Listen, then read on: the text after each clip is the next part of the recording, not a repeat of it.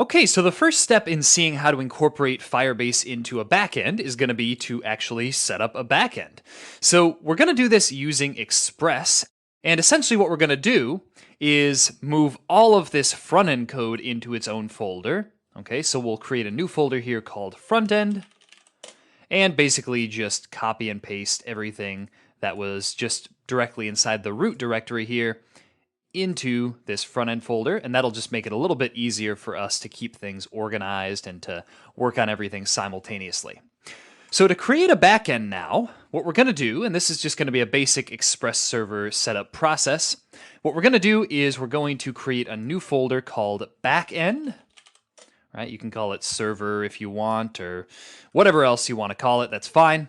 And we're going to basically change directories into this new folder inside our terminal here by saying cd backend. And we're just going to basically initialize this as an npm package and install some other libraries into it that we'll be using. So the first thing that we need to do, as with most npm projects that we're creating from scratch, is we're going to say npm init-y. That will generate a package.json file for us, as you can see. And once we have that, we're going to install some of the packages that we'll be using. So first of all, we're going to install the two main things that we'll be using, right? The two main libraries that we need to actually build out a backend. And those are going to be Express and MongoDB. And we'll hit enter and let those install. And once those have installed, we're going to install some dev dependencies, right? This is basically just Babel and Node daemon, which we'll be using to allow ourselves to, write the most modern JavaScript code possible in a Node environment. And this is something that I've covered elsewhere, so if you're not familiar with these packages, don't worry too much about it. Okay, so let's say npm install save dev. And we're going to install 3 Babel packages. One is going to be Babel/core, one is going to be Babel/node, and one is going to be Babel/preset-env. And we're also going to install the node daemon package, which will take care of automatically restarting our Express server whenever we make changes to it. So let's hit enter, and that will install all of those packages for us as well. And that should be all we need to do for now as far as packages. So the next thing that we're going to do, if you want to commit this to GitHub, right, this backend code, you're going to want to add a gitignore file to this directory so that it won't actually commit all of the node modules. That's quite a sizable thing to commit, and it's not even your code, so there's not really any point to commit that to GitHub. So what I'm going to do in here is just add node modules, save that, and you should see that node modules is now grayed out. And we will be using this gitignore thing for other files, right? Credential files that we'll be using in order to allow our server to use Firebase auth a little later on. Okay, so next up, we're going to create a new folder in here called source. And inside there, we're going to create a new file called server.js. And this is where we're going to end up writing most of the code for our Express server. Okay, so just to get all of our endpoints set up here, what we're going to do is basically just use a fake in-memory database, which we'll use just to make sure we have all of our logic right, and then we'll see how to convert this over to MongoDB. It should be a pretty run-of-the-mill process here. So what we're going to do first of all is we're going to import the Express library like this, import Express from Express. And we're going to create our fake database here, which is just going to contain 2 users. So we'll say const users, and this is going to be an object that will basically have the user ID, right, the Firebase ID as the key, and the actual user information as the value for that key. Before we do this, though, I want to talk a little bit about how we're going to end up, connecting the users in Firebase auth with the users in our database. So Firebase auth, as we've seen, all the users that we create have this big long ID property, right? Something like this. I don't know, right? And that's what Firebase uses to uniquely identify the users in our application. Now, what we're going to have to do is basically use this ID to connect the Firebase auth user with the user info in our MongoDB database, right? So essentially what this means is that while MongoDB provides us automatically with an underscore ID property, which is just it's its own randomly generated string, we're actually going to have another property on our users in the database, which will be something like, maybe we'll just use ID without the underscore. You can also name it something like FB auth ID if you want to be more explicit about it, but the point is we have to have some property in the database for each of our user documents that will tell us what user in Firebase auth it belongs to. Okay?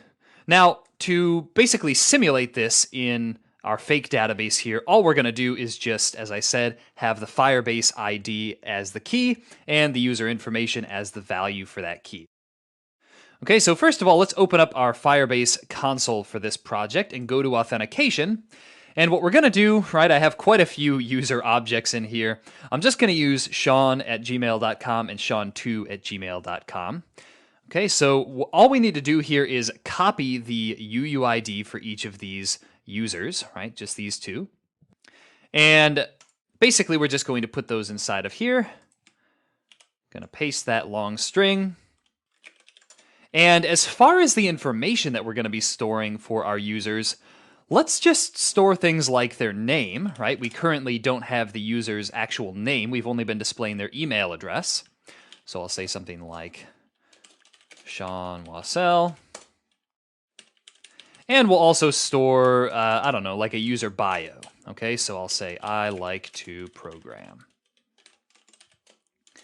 Okay, so that's sean1@gmail.com, and we will know that already, right? We don't need to store this email in MongoDB again because we'll already know on the front end what email address the currently logged in user has.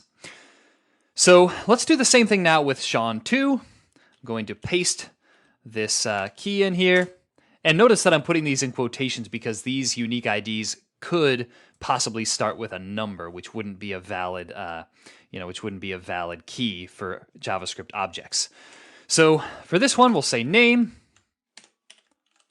I'm gonna create another Sean Wassell here, my alter ego, I suppose. And for bio, we'll say I'm Sean's evil twin.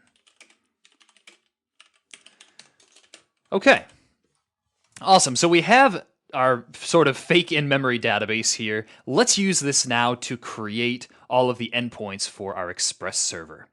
This is just an approach that I like to take when I'm building out initial server functionality. So first of all, we're going to need to create our Express server by saying const app equals express.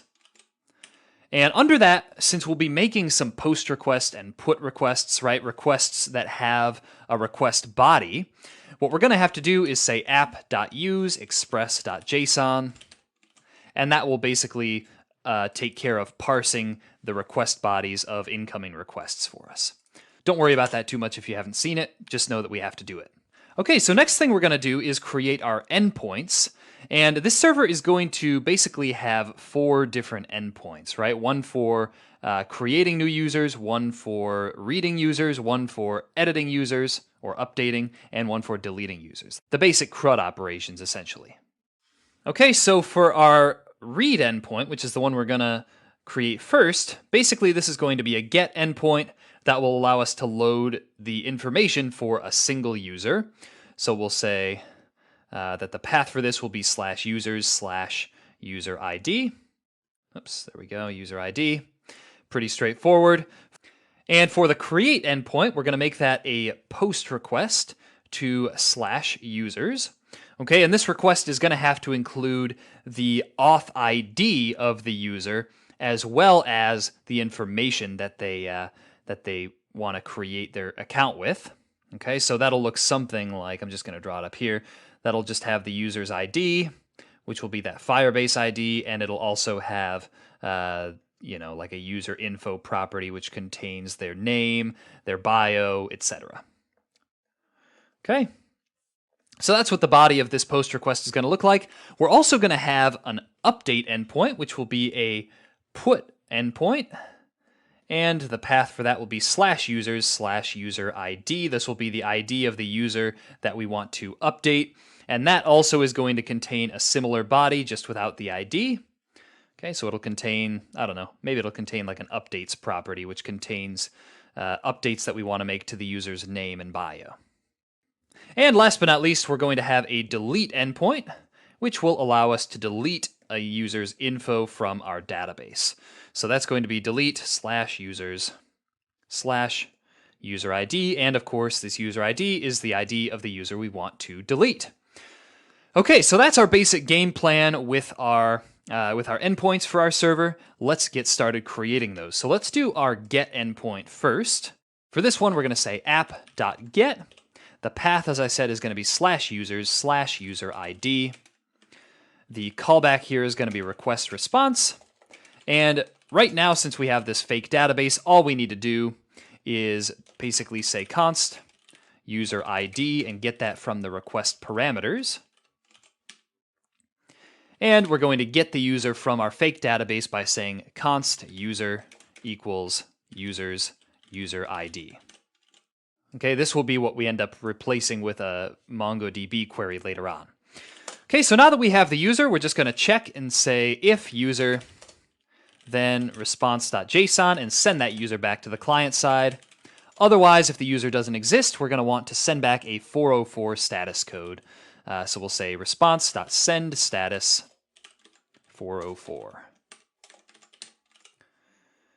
All right, and that is going to be our get endpoint. Let's move on next to our create endpoint. So for that one, we're going to say app.post. The path here is going to be /users, and we're going to say request response. And inside of here, what we're going to do is get both the user ID and the user's info from the request body. So we can say const ID user info equals request.body. And then what we're going to do is basically just create a new property on this user's object here with the ID that they included. So for that, we just need to say users ID equals user info. Okay, and this again will be where we end up putting in a MongoDB call later on. And once we've done those things, we're just going to say response.send status, and that's pretty much it, right? We could send back the created user to the client side if we wanted to, but there's not really any point to doing that right now, so we'll just leave it the way it is. All right, so next up, we're moving right along here. Let's do our update endpoint by saying app.put. That's going to be /users /user ID. Just like before, we're going to say const user ID equals request.params, that is. And we're also going to get the updates from the request body by saying const updates equals request.body.